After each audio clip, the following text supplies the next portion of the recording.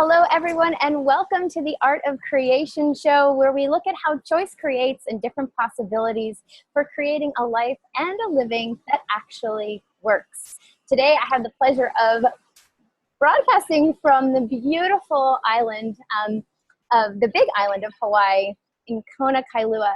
And what better place to have a conversation about beauty than in a place that is just teeming with life force and natural beauty. So to have this conversation today, what if beauty is just a choice? I'm joined by the ever beautiful Sarah Grandinetti.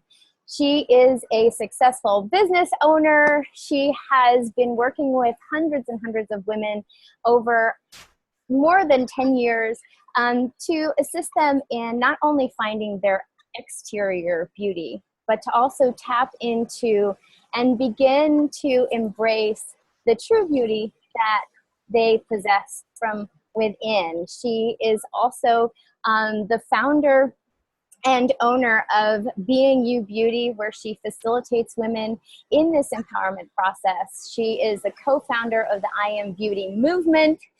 And oh my gosh, we have such an amazing conversation that we get to have today. How did I get so lucky? Sarah, welcome to the show. How are you today? I am so good. Rebecca, that was so beautiful. You are so beautiful, especially with that background. I'm falling in love over here, girl. Well, thank you. It is mutual. And I wonder what it would take for everyone out there to actually perceive that energy that we're in right now, with the waves contributing. And just, you know, we did a little thing before we started the show just to expand out and to tap into everyone who may be asking to be a part of this conversation. And I just want to share from my point of view that tapping into all of that, I just am so grateful for all of you who are watching now when it first airs, and then also in the future. What future are we creating by having a conversation about beauty? So Sarah, when you're working with women and you're using the word beauty, what does that actually mean for you? And what have you noticed over the course of your career around this word that we use so often in our everyday language?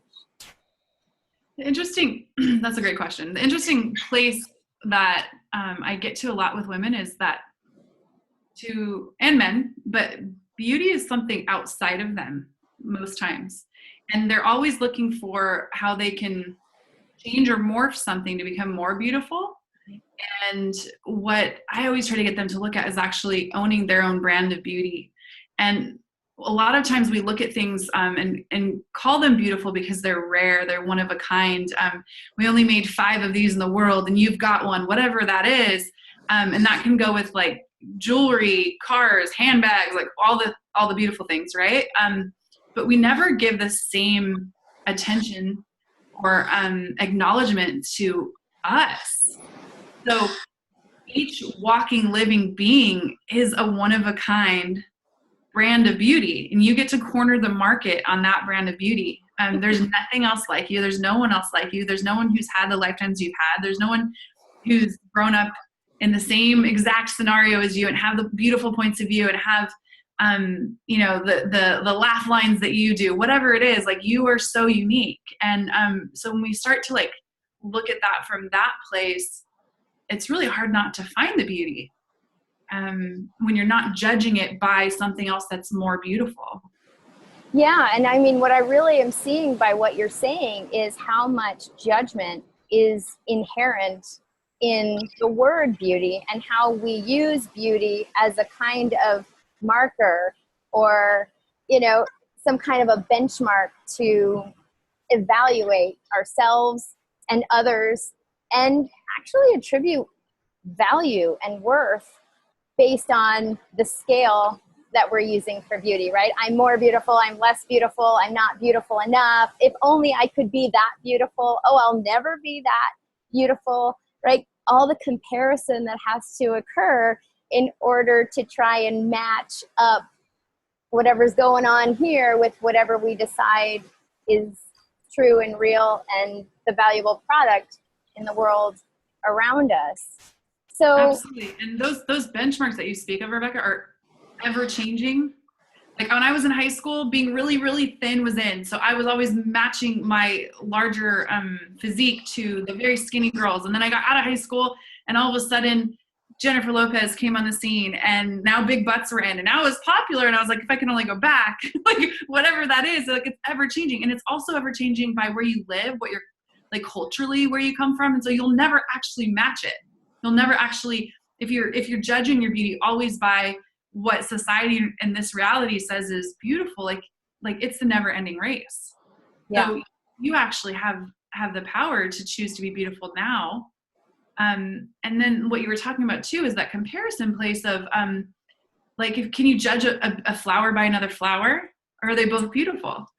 And there are times like, you know, you get a bouquet and like one flower is still totally alive, and then there are these ones that are kind of like either never bloomed, or one's dying and the edges are calling.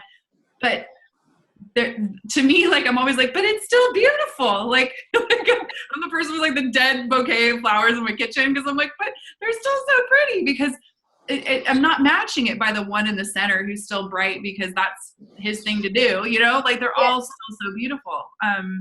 And so if you're not doing that comparison thing, and you're actually looking at where like I said before, like where you are the only one that has the beauty that you have, you can actually start to embrace it, and then obviously start to get out of judgment of whatever's coming up for you around your beauty.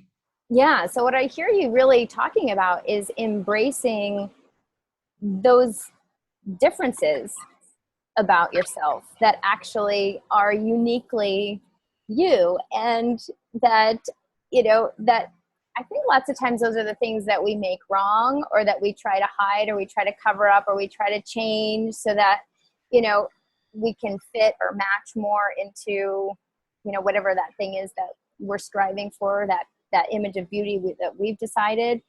And so you're saying that we all are beautiful, and we all have this beauty that just is and radiates from just being. Like all we have to do is wake up in the morning and like, whoops, there it is. Exactly. Yeah. And so when we all wake up in the morning, right? And the first thing we do is judge our body, or judge how we look, or kind of like start the day with a, ugh, because shit, I still, like, nothing happened overnight. Like I still got all this going, right? So in that moment, for someone who's listening to this, who's like, yeah, but if you just could see me, or if you just knew the real story, right? Like, what can we invite them to start off in the morning, to begin opening that door of possibility to where they too could start embracing their beauty and acknowledging that there is actually beauty there, even if they've decided over years and years and proven to themselves that there isn't any beauty there. One of my favorite things to share with people is the power of the question. So beauty, there's so many conclusions, and we're taught to decide, like I was speaking about before when I was in high school, that like beauty was a certain thing. And then I remember very vividly like watching it completely change. And everywhere I concluded that was beauty, like I couldn't actually include myself in this new like change. Okay, cool. Like what can I create with this, right? So if I concluded that, and then I woke up every day judging myself by that conclusion, that that's the only thing that's beautiful, then of course I would wake up every day like feeling like I didn't fit, like I wasn't valuable. My beauty wasn't valuable. And so the power of the question, and one of the things that we talk about in Access Consciousness, is that questions will actually empower us to more awareness and to change anything, and especially your points of view. So even those points of view that you have about you, especially the points of view you have about you. So you can start the day off as like, where can I be kinder to me today? And it could just be that. Not like, you don't have to leap off the cliff of like, where can I start like thinking I'm the hottest thing that ever walked, which would be cool if you want to choose that. But where can I just be kinder to me today? And so what that can be is, like I recently facilitated a woman and said, can you do me a favor? Can you every day just lower your barriers in front of the mirror and look into your eyes. Like, just find the beauty in your eyes today. And there's a space where, like, if you're actually looking in your own eyes, like you can see you in a different way. I mean, I really think it's why God created mirrors, because when you look in your own eyes, there's so much, it's very similar to when you look into the eyes of someone else, where you can find allowance for their beauty. You can actually do it for yourself. And it changed so much. So taking those extra minutes to actually acknowledge your beauty, or things that you do love that you didn't realize that you loved. Like, I was teased for my nose growing up. My grandma used to say that I would drown in a rainstorm because, like, my nose goes up. And when I was little, it was like totally like this. And that's what we call, in Austria, we call it the ski jump. Oh yeah, something like that. And but so I kind of just cut off my awareness of my nose until one day I was like, actually, I like my nose. My nose is kind of cute. But I actually looked at it and I was like, oh, it totally fits me. It's totally cute. But I then had to acknowledge my nose. And I know that sounds so silly, but if you spend a little extra time finding the things that you totally love, they start to come together and almost like hug the things that you don't. And they're like, it's okay. Like, we'll learn to love you. One of my things, and this is like totally like, I hope it's okay that I just bear it all right now, but I judged a lot for how, like, I have a big rear end. You can't see it on camera right now, but I do. And I have cellulite. And I know this might not be the best leaping off point. You're like the only person on the planet, Sarah. I know. But I used to think terrible. that. I used to think that like, I'm not the only person. I just thought I was in like this small, segregated few who are cursed.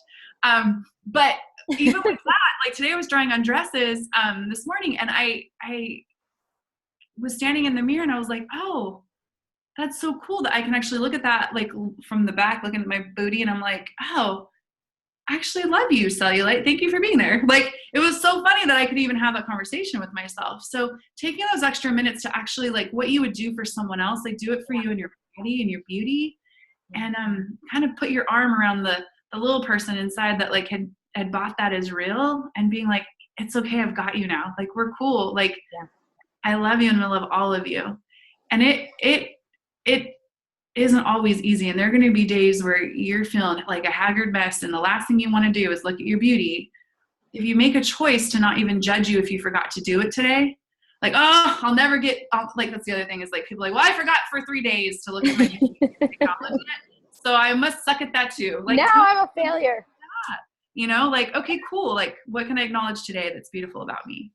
Yeah. And what I hear you really saying is this practice of allowance, like all these places where as we practice allowance for those people in our lives and the people just in the greater world, not forgetting that we actually are part of the world and everyone, and that we could actually extend that allowance here as well, and with ourselves. And there's a vulnerability there. I mean, even just that practice of staring into our own eyes and really, not looking away, not deciding, oh, like, I have to go floss my teeth instead, like, actually really just sitting there and really being present and allowing all that stuff to come up, because it will, but still just staying there, being there. And I love how you put it, having your own back, and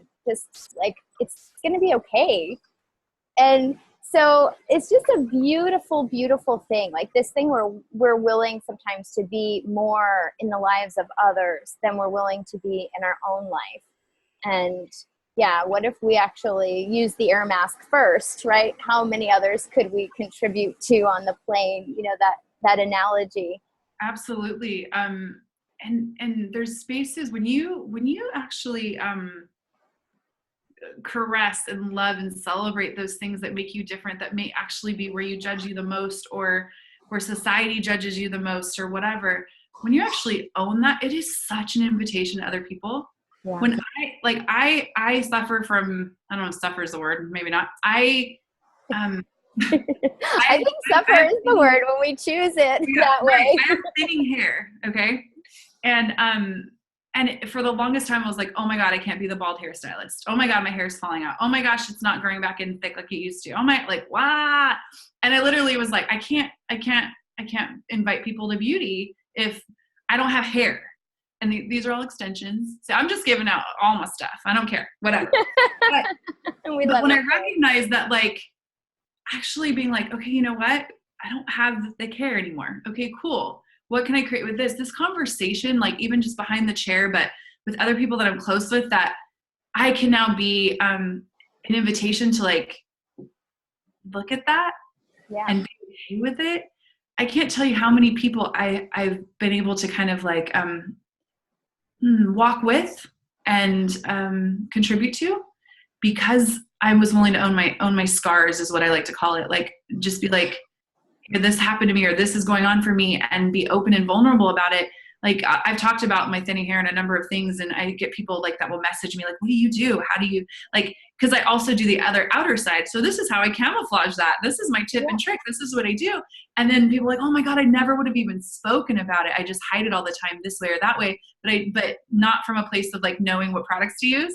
Yeah. So like, where when you celebrate those parts of you, are you actually inviting more people that are going through the same similar thing? And that's with beauty, that's with anything. When we own the beauty of even like I said before, the scars or the things that have happened to us, and own that and share it vulnerably, like so many people will just rise up and be like, oh my gosh, me too. I can too.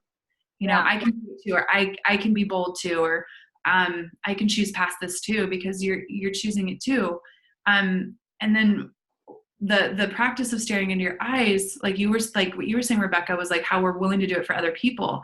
What popped in my head was how often, or maybe not often in life, but have you actually like looked into someone's eyes and like that kinetic, like, oh my God, like whether it's like falling in love at first sight, or, you know, it's that kind of romantic love, or it's just this like connection thing that happens when you look into someone's eyes. And I've had it where I'm like, whoa, like the energy, like I'm taken back by like whatever just happened. And it might've just been a fleeting second, or it might go on to be like a beautiful friendship, relationship, whatever. What if you could have that with you? What if staring in your own eyes, you can actually fall deeply in love with you? There's something about it. And I'm telling you, like, do it. It changes shit, because you no longer can be as unkind to you when you stare into your own eyes every day. It's a beautiful practice. And it's that space where you're willing, like you said, to like not just contribute to other people or make it about other people, but you could actually have it one-on-one with you. Yeah. And what I get is that thing of like, every time we open ourselves to more of ourselves, we can't go back, right? It's sort of like that Pandora's box of, you know, once we make each little step, or however you want to look at it, it's like, you might want to try and go back, and maybe you're willing to be in that total discomfort for a little while until you realize like, no, like I just don't fit in that little box anymore. And the more that we play with that, and the more that we choose that, this, at least in my experience, is the more willing that I am to take those mini risks and those big risks.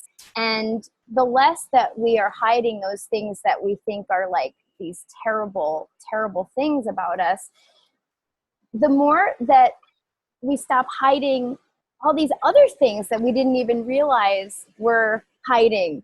And it's like, you know, all of a sudden we're living full out. We're actually fully present, showing up in our lives. And the cool thing that I've noticed too is it's like the more that I'm willing to step into that, the less that other people's judgments and opinions about those things that before had been such like tender spots or vulnerabilities for me, like the things that I was so worried that people might judge, suddenly it doesn't have the same effect, because I know that regardless, like I've already withstood all of the judging that I've done for all these years, and that I continue to do. I mean, it's a constant practice, you know.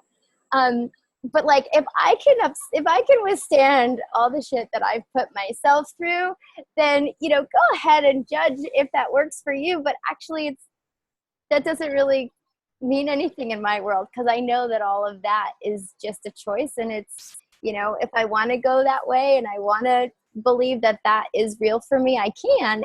And I also get to choose something different when I recognize that that doesn't really work.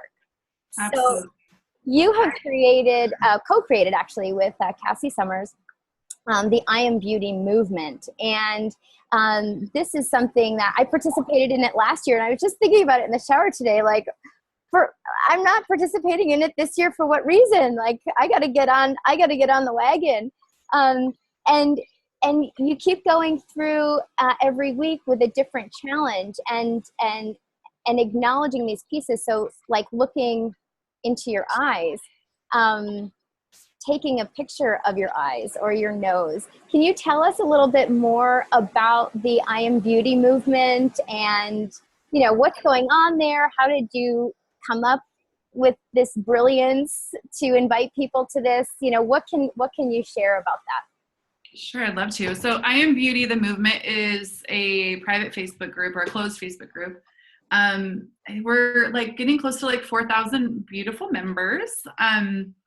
And basically what it is ever so often we run a challenge. So this time last year is the one you're speaking to. We launched the Outer Beauty kind of challenge, because the thing that we want to look at in our target is there's this juxtapose a lot of times with beauty, either looking like, if you look at it, then you must be judgmental bitch, or if you look at it, you must be shallow.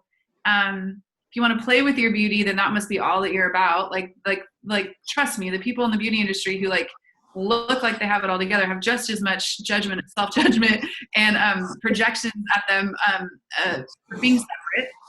And then there's and the other side is like, well, I work on the inner self. Like, I don't.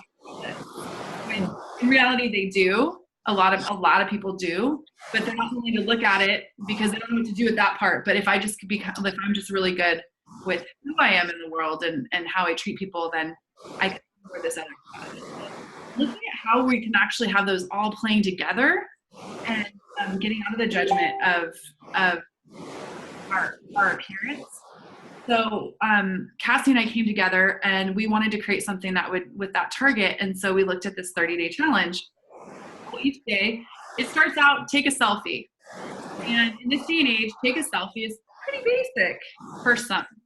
For others, not so basic. So if you want to take a selfie, you know, Cassie and I are like, okay, we'll start off with take a selfie. We had no idea that it was going to like require facilitation, that a lot of people don't actually even take a selfie. So take a selfie, and then it'll go into like your eyes, your nose, your hands. What are you grateful for? Like if we actually start to break that down a little bit, your communion with body and beauty start to kind of meld. So I can be grateful for my body because it does like these things that keep me fed and keep me here on the planet because I have a body and whatever. And then disconnect from the beauty of the body, right? So if we start to play with, okay, here are my hands. These are the things I'm judged about my hands. They create this for me. Then you see all these people vulnerably placing their hands and you're like, oh my gosh, they're judging those hands. And there's a thing that happens between people when you start to see that people expose those vulnerable places where they're like, oh, I have this burn mark on my hand, or I have this birthmark on my hand, like whatever it is. And you go through the feed and it's not just about you anymore. You see where there's so much judgment, and then the compassion and the caring that comes out, which has come out between people, where they then go, oh my gosh, if they're judging those hands and I'm looking at them and seeing beauty, why am I judging mine? And so over the course of 30 days, we look at different parts like that. You're totally welcome to still jump in. Some people are doing some fun catch up right now. Other people are just posting, they just jumped in and they're like grabbing day 3 or grabbing whatever. So today we're on day 17. And then like last year we did a few other ones. We did I Am Beauty, like in your community, I Am Beauty in your family, I Am Beauty in your business, like different things that you can take that energy of communion with self and self-acceptance and then spread it out in the world. And so part of that, that was a huge contribution and fun. And then we did an acknowledgement one where we started to acknowledge beauty. So what I Am Beauty is, it's now a 2-day class with Access Consciousness. And so we've got that approved and we're going to be rolling through classes on it with the energy that the group has created. And you can look at all these different parts and bring them together. Beautiful. Now, at the time when this airs, we will actually be later on into the 30-day challenge from when you started on day one of this version. When people see this, can they just pick up at any time and begin going through the 30 days from where they're starting? Yeah, so absolutely. In the file section of the group, you can find the 30 days.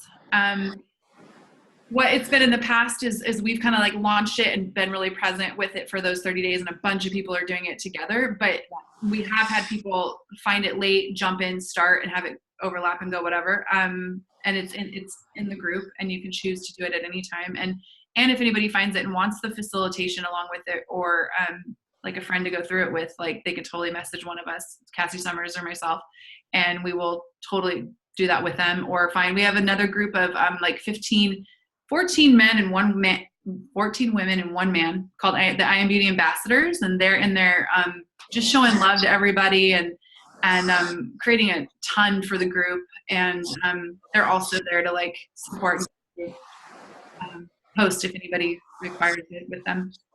It's just such a, for me, looking at that, it's just such an invitation. And I mean, just looking at how quickly that group has grown, to me, it really speaks to how much people are really looking for this and really looking to have a sense of beauty beyond what the beauty industry is selling and pumping out and, trying to make so real.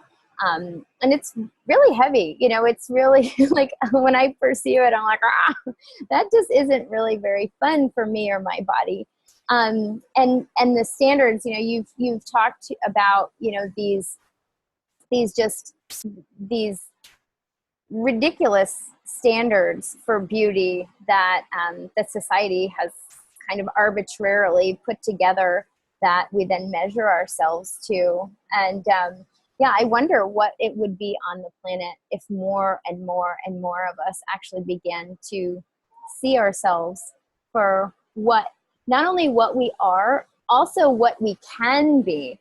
So can you talk to me a little bit more about, when you are empowering women to begin tapping into their own brand of beauty and what is beautiful within them, what are the kinds of things that you've noticed then are changing in their lives simply by making this choice to choose their beauty and what they be?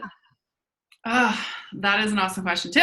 You're rolling the good ones at me. Okay. So I think the first thing that when I see women even just take like a 10% shift just to acknowledge even just a piece of them, and it goes for men too, so I don't ever want to exclude the beauty of men because men are as equally beautiful.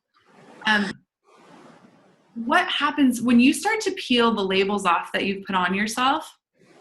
And if you just, I speak an analogy a lot. So literally if we have our bodies like just covered in judgment, right? When you start to peel that back, there's new space available to create something different. And so what happens is, so one of the things we do in the Being You Beauty workshops is we look at all those labels and then we destroy them. So whether we write them down, something, we burn them, we tear them up. And I'm like, what we ask the women is like, if you didn't have to live by any of those. So when you sit up in the morning, before you even sit up, like for me, I'm a business owner, I'm a wife, I'm a mother of 4. I'm a facilitator, I'm a woman. I'm like, I'm a white woman in the United States. Like we can go whatever. Like I have all these labels that before my feet hit the floor that I have to live up to, right? And that I've chosen, and a lot of it is my choice, most of it. But so all of those come with an amount of like who I need to be in those different places, and then the judgment can sink in. And am I going to be good enough today? Am I going to handle that situation with my kid the way that I should, or did I handle the one from yesterday okay? And all those kind of things. So as women start to acknowledge their beauty, those things are less like sticking, and they can actually choose from a different place because they're no longer in so much judgment of them, and they see the gift that they are even more. Watching women just even learn to like ask a question and own more parts of them. It's the little parts too, as they all start to like kind of come together. now who I am as a mother is more potent, and now who I am as a business owner has more space or is more available, and I can start to create from a space of not being defined by the judgment, and a choice and the leaping that is available when you're not weighted down by all the judgment. You can leap so much further. It's so beautiful. Yeah, and I'm getting to like that whole energy of where we're where like when we wake up in the morning and we're already starting from a place of like being behind or already lacking or already having to try somehow to compensate. It's like, you know, deciding that we're going to live our lives with our hands tied behind our backs, blindfolded, hopping on one foot, you know, like, okay, again, interesting choice. We can totally choose that. And what else is possible? And so what I hear you inviting people to is recognizing that, okay, you know, I may have chosen all these roles and they may in and of themselves have all these expectations and projections and things that kind of are the norm around them in, you know, in the culture that we live in, the community that we live in, the family we live in. But actually, before I even get out of bed, I can destroy and uncreate everything that I've decided that is, anywhere that I've bought any of that from anywhere else. And I can actually let my feet hit the floor in total choice of, okay, and who would I like to be today? So, wow, that's so much more freedom to be able to actually do that. So now when you first heard that, and you were first invited to that possibility, were you like, oh yeah, that's easy? Or was there like a little bit of a transition to, you know, to really cultivate this as a practice?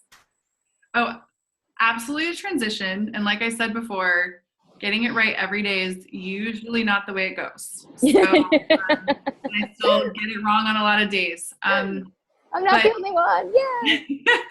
But what I will say is what I started to, it's really about like becoming more of you, being you in all those labels or in all those roles. You said it better, like in all those roles. So if I go to work and I have one role and it creates this label of me or this definition of me, and then I come home and I've got to transition into whatever that person needs to be, the fluidity that comes with being more present with you and who you be, you actually get to dance in and out of those roles however you choose, but with a sense of self. Like you don't lose yourself when you walk into the office. Yeah. You actually get present and you actually value you. Yeah. And so you have your own back in those spaces. And then when you come home and the kids are screaming and the dinner's not cooked and the whatever, it's like, okay, cool. And I can still have me right now. I don't have to fly into, you know, super mom mode. Super mom mode's freaking awesome. I don't choose it all that often because it has a lot of crunchiness for me, but there are some super moms out there that like do an incredible job. And I'm okay with the kind of mom I am now.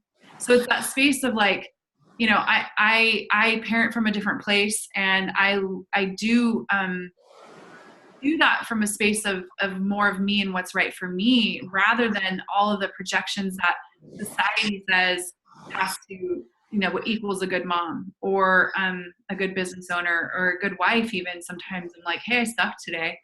Yeah. I suck today. So as we start to like do all that, like you have more freedom. And so the choosing, like as far as what you were saying, the question being that like when I started to choose that practice, it really is with anything practice. And when you're making a point, even just a point to 5 minutes to acknowledge yourself for the beauty that you be every day, it's really hard to ignore later. If you just make it a practice, and it doesn't have to be a seance. You don't have to light a candle and make it significant. It could be on the freeway in the car, turn down the music, or turn it up and dance if that's being you. Whatever it is, just having that space, 5 minutes a day can create so much. And all of a sudden 5 minutes, like that won't be enough. You'll need 10. And then suddenly it's like, I need 15, or I'm going to acknowledge me this whole shower. And it'll be like, whatever it is. If you start to choose to acknowledge you, then you start to show up in every situation that you're in. You don't lose self. Yeah. And then acknowledging your beauty as well creates so much space to choose from. There's a new choice available. The person who thinks that they're not beautiful, they're not a contribution, and tells themselves that every day, like how many choices do they actually have? They want to change their life. They don't want to be in this space. How do you leave when you think that you don't have legs enough to do so? You know? Yeah. So starting to get the legs under you, what you are, what you are, and how beautiful you are, and what you're capable of creating in the world actually is the space and the grounding to be able to leap into the possibilities that you were dreaming of. You just have to acknowledge the person who's going to choose it first. Yeah, I mean, and having that thing where you are actually approaching everything in your life from what you be, as opposed to like constantly. I mean, I just see this image of like, constantly shape shifting where you're like jumping into like, now I'm jumping into this, now I'm jumping into this. And then like trying to look in the manual about like, wait, how do I do this again? Oh, wait, this time's over. Next one. How do I do this? How do I do this? As opposed to just kind of flowing through everything that you're doing and just completely just continuing to choose like, okay, so if I actually am creating my life, what would it be like for me to make a choice as a mom right now, or as a wife right now, or as a, the owner of my business or whatever. And everything always just coming through of like, what would I actually like to choose, as opposed to, oh wait, how do I have to filter this through the matrix of all the things that are applicable to this particular part of my life. Right? It's exhausting. It's exhausting. And to tie that in with like the acknowledgement of the outer beauty. Yeah. The outer space is a lot of space where we receive. So our bodies are where we receive from. So if we're in constant judgment, it's like having a huge wall up to the receiving that's actually possible. So if you're actually looking at your body, looking at your face, looking at whatever part of you that you're looking at, and have with total judgment, the receiving can't get in because you have this wall up.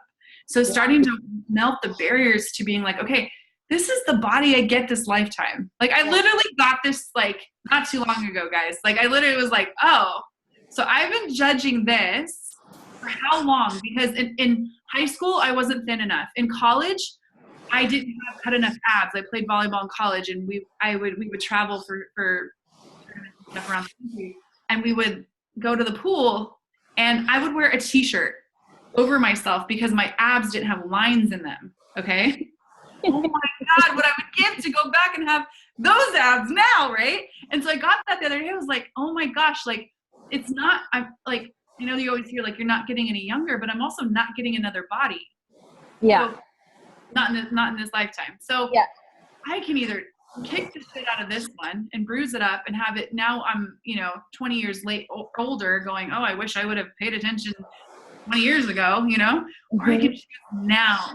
And I can choose now to lower all the barriers to me, love on me as much as I can, forgive me when I forget and I judge, and just move forward knowing that I am beautiful. I'm a beautiful gift, and have that propel me towards all of the choices and the possibilities that I can create in the world.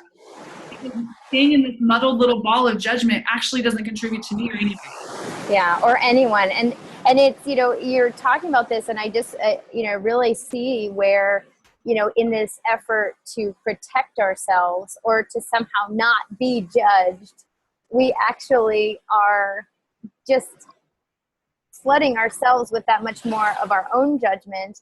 And we're not doing ourselves any favors, because now we're not receiving any of the other gifts that could actually be coming our way. And whether we're judging ourselves with, because judgment can be a positive judgment, right? Damn, I look good. And there's like an energy to like, yeah, but then there's also like a, where it's a mask, right? And then there can be the other one of judging, that you hate the way you look or whatever. So however you're doing it, it's like, okay, so what if we can actually go beyond those words and really start to play with like, what do I notice in my body? Like, where's my body? Like, and where's my body? Like, oh, yeah. Or where's my body? Like just, yeah. Right. And following that, regardless of how weird it is or what it looks like or what, what you become aware of that your body is asking for, like what would it take to really play with more of that and start to receive more from everything around us, the way the wind feels, the spray from the ocean water, like what would it take to really receive from everything, and how much more can we contribute to everyone and everything when we're willing to receive. Now you have 4 children, Sarah. So how does this translate into, to them? You have little girls, and what's that? 3 girls, 1 boy. 1 boy, right? Okay, cool. So, I mean, now we're talking about, destroying and uncreating all the labels. And, you are in this lifetime at this moment, you are choosing mom and you are choosing woman. And so you have these girls and, what are some of the conversations that you're having with them? Okay, there you go. So what are some of the conversations that you're having with them as they, begin to be more aware of what's going on societally with those different pressures and judgments and lies and all that? I am so grateful you asked that question because being a mom of a girl and equally being a mom of a boy, so I'll speak to both. Yes. My girls, like, if you asked me at the beginning before we started, like what my target was, and I thought I knew. And then when you asked that question, I just got lit up for what would it take to actually change this body image stuff and where us women buy it so early. Oh my gosh, if I could get parents to start just every day telling your girls how freaking beautiful they are. And wherever you're judging you, hold on, I feel like I'm gonna cry. Wherever you're judging you, if they look like you, they're judging them too, because they're picking up on that judgment. Yeah. So if you hate your nose and your daughter has your nose, and you talk about your nose and she knows she has your nose, or someone says to her, oh, you look just like your mother, and you're judging you, she will judge her too. And she will then have to fight the same battle that you fought to find self-esteem and self-awareness and gratitude for the body that she's in. So what I do with my girls is every day, how beautiful they are. And it might be a beautiful word. It might be, oh, sister, you're looking gorgeous today. Whatever it is, I just constantly tell them how beautiful they are. And then I acknowledge one thing every day about their outer beauty. And then at night, I make sure to acknowledge something kind they did today. And I want to raise girls that when I ask them, do you know how beautiful you are? Not a second thought, they go, yeah, I do. And recently I've got 2 older daughters, and I have these 2 little ones that one looks like my husband and one looks like me. I asked the 9-year-old, who's the one that looks just like me, how beautiful. I go, do you know how beautiful you are?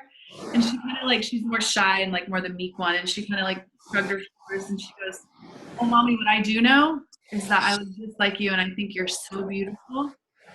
And while that might seem like self-serving, what I got was, she's not picking up on all the judgment that I've been about me that I've been trying to clear, or at least I'm not broadcasting it as much anymore. Yeah. And that she knows if I find me beautiful, then she can find herself beautiful too. And she is hearing and seeing those things. And so whatever it is with your children, and your girls, find something every day aesthetically, because it's just as important. And their gifts and their contribution. With our boys, I will say this too. I have one of the greatest gifts. I love my boy so much. He is such a gift to this world and to me and to the family. And the thing about him, our boys, there's so much focus in the media about how to raise our girls that I really think we stopped raising our boys. Because chivalry is dead, and the gentleman thing, like the women's movement rising up for women's power, which I'm totally for. Yes, we're just as powerful and let's create. But the value of the man has been reported as well. Yeah. And so with our boys, like reminding them what a contribution they are and using the word beautiful. It goes for men too, telling our boys how beautiful they are and how special they are and where they contributed as well. There's this other component with boys that is it's okay to be soft and it's okay to be brave. And you can do all those things and not to judge him for his soft moment. Like, he's going to be a dad of a little girl someday maybe, or he's going to be a husband to a woman or a man, whatever, and he's going to need all of the components that he is, that he shouldn't push me or dull any of them down. Yeah. Reminding our babies that they're beautiful will change our world. And I just got that right now. Not just got it, but I got it on a different level when you asked, and what this conversation can actually create for our future. Yeah.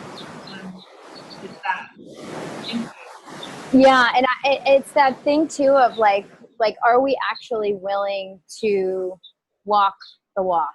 You know, are we actually willing to not just desire it for everyone else?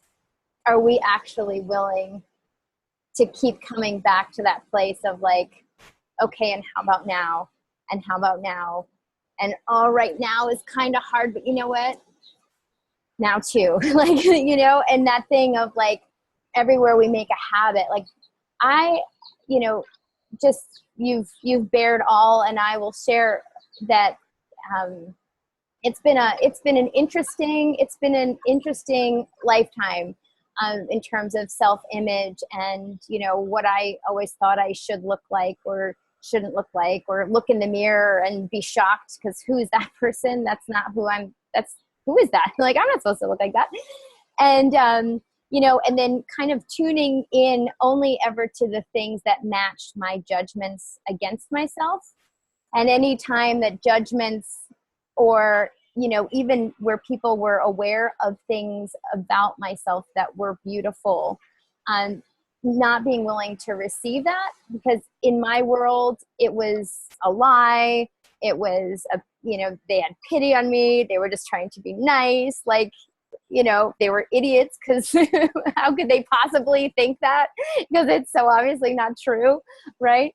And so it's been this whole thing, and my self-talk, I mean, I don't know if there's anyone more cruel than an earlier version of me.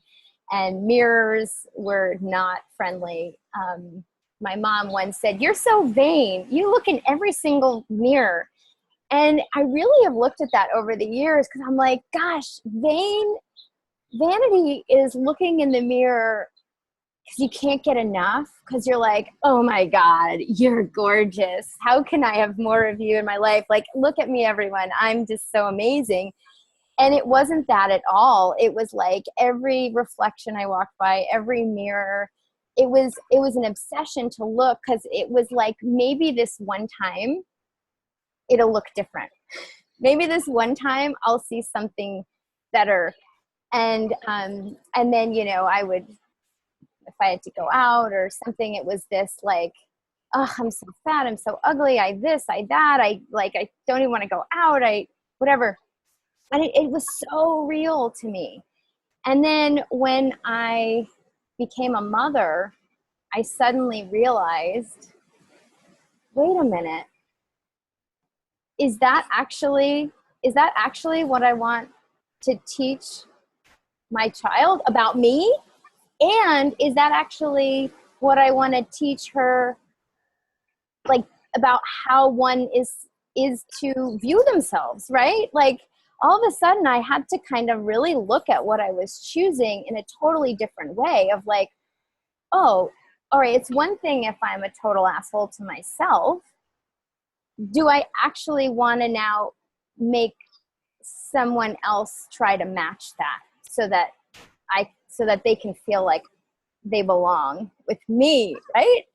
Mm-hmm. And I was like, oh my gosh, no, that has no value in my world. And so then really like almost like surgically extracting all of those totally unconscious verbalizations and those unconscious like harumphs in the mirror, you know, or the like, you know, just even sometimes you don't even have to say anything. It's just the way that you hate on yourself when you look in a reflection. And even just in that process of beginning to edit out that behavior, it's like there was so much more space for other stuff to come in that I had never noticed. And all of a sudden those voices didn't seem as relevant.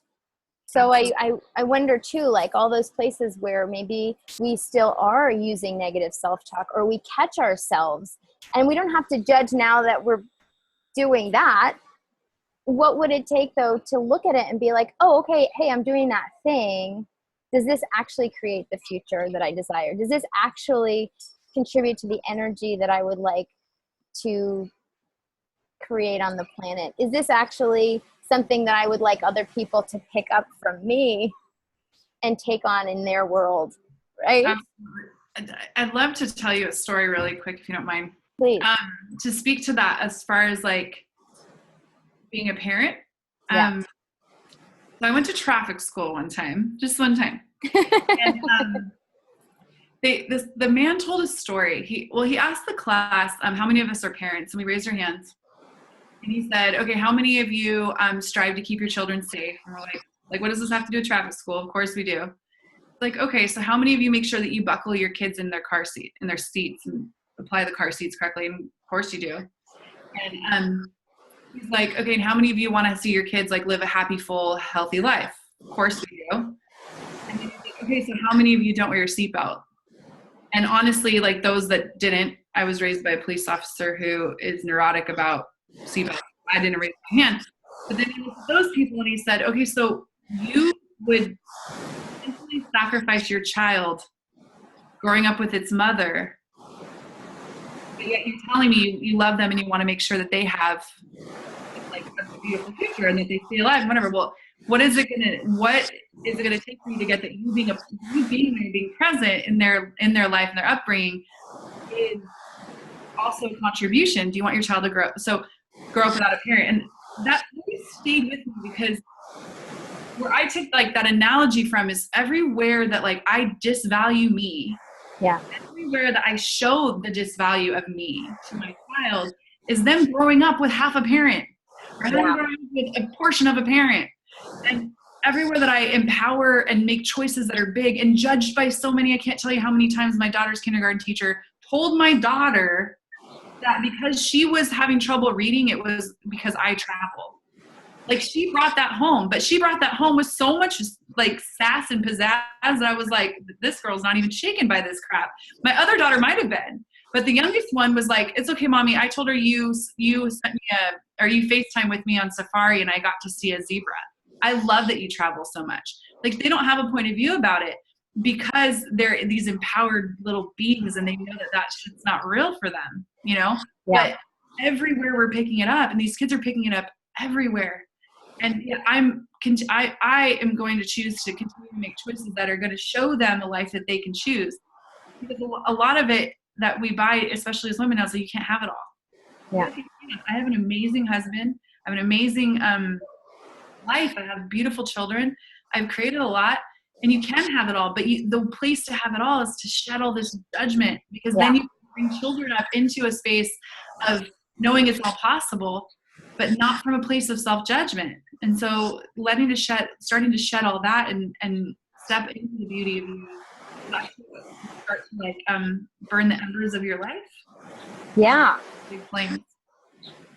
Well, and I'm just really seeing that too, where judgment really just distracts us from being present. So the more that we're choosing to be in judgment of ourselves in whatever capacity, whether it's about our external looks, whether it's about what we believe that we aren't inside, what we choose, what we don't choose, that we're actually pulling ourselves away from being present with the people in our lives. So it doesn't really even matter where we are on the planet.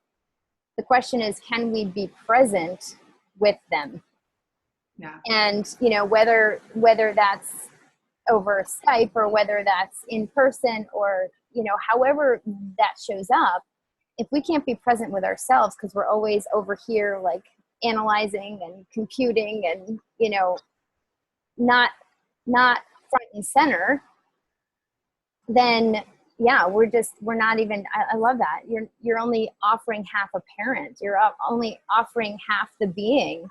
And, you know, if they came to be with us, like, we would keep ourselves from being available for what reason, right? If we are actually a gift here on the planet, Absolutely. For what reason would we choose to not be that gift? And the judgment is actually that piece that keeps us from presenting it all and making it available. So Sarah, let's see. So we're coming about to the end of the show. And wow, we have gone there. I love it. So is there anything else that you would like to invite people to share with whoever's finding this show now or in the future? Any particular questions you'd like to offer them? Words of wisdom? Sure. I would just bring it back to that practice that we talked about, is asking how you can be kind to you today. Yeah. And whatever that looks like, it doesn't have to be anything. It could just be a few minutes of quiet. But if you can start to look at how to be kind to you, you can start to then ask a different question, which is like, what can I see is beautiful about me today? And staying in those type of questions will start to like move your mind away from how can I pick myself apart today? And if you do that little by little, not judging you when you miss a step, getting right back on it. It's not a diet, so you don't have to judge you about the extra calories you gained today. You can just little by little start to see the beauty that you see. The masterpiece that comes out of it is actually your life, and it's actually what you be and contribute. And the world is a better and more beautiful place when all of you is here and showing up. And the contribution that you are is missing because you're your own brand of beauty, and we don't have it on the planet if you don't choose it. So that's all. I love that. It makes me think of the Marianne Williamson poem, right? And like, who are you not to be the gift, right? So I love that so much. And so, yeah, what can we choose? And there's that question too of, you know, well, it's not really a question except for has sort of the energy of the question of like, you know, universe, show me something beautiful. Like what out here is beautiful that I can be aware of, really is the energy behind that for me. Exactly. And it's like, and including you in it, Rebecca. That. And so like, even if it's just that thing of, hey, universe, show me something beautiful about me today. Yeah. And what would it take for us to actually ask and then be willing to receive whatever shows up, however it shows up, and step into being that, right? And I mean, step into is just another way of using words in a clever way. Like, it's really just a choice. It's nowhere that we have to go to. It's all right here. Are we willing to choose it? So, Sarah, thank you so much for joining us today. For everyone watching, you can find Sarah at beingyoubeauty.com. You can also find her on Facebook. You can also find the I Am Beauty movement on Facebook. Everyone is encouraged to participate in that in whatever way is fun. And that's it for today. We will have the links in the show notes. I wonder what all we will choose over the next week. I wonder what beauty you have been hiding that you're willing to perceive and receive on the planet now. Thank you so much for joining us. We'll see you next week. Bye-bye. Bye.